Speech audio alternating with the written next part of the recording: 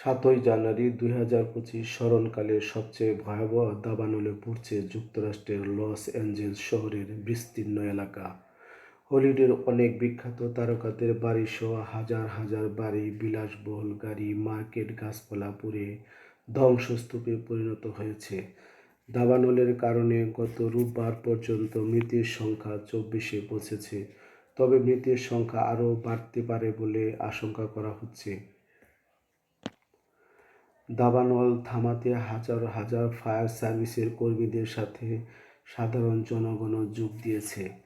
পানির ব্যাপক ব্যবহারের কারণে পানি সংকট দেখা দিয়েছে, হাজার হাজার মানুষ নিরাপদ আশ্রয়ে চলে গিয়েছে। দাবানলের বিস্তার ঠেকাতে অগ্নি নির্বাপনের ব্যাপক উদ্যোগ নেওয়া হলেও বিপজ্জনক ঝড়ো হাওয়ার কারণে দাবানল এখনও নিয়ন্ত্রণের বাইরে আছে। দাবানলের কারণে সংকটময় এ পরিস্থিতিতেও দুর্গত এলাকায় চলছে লুটপাট। লুটপাটের কারণে ২০-২৫ জনকে আটক করা হয়েছে।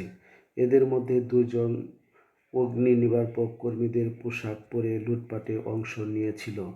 লস অ্যাঞ্জেলসের সর্বত্রই এখন আতঙ্ক বিরাজ করছে। প্রশাসনের পক্ষ হতে শহরটিতে জরুরি অবস্থা জারি করা হয়েছে। লুটপাট ঠেকাতে রাতের বেলা কারফিউ জারি করা হয়েছে।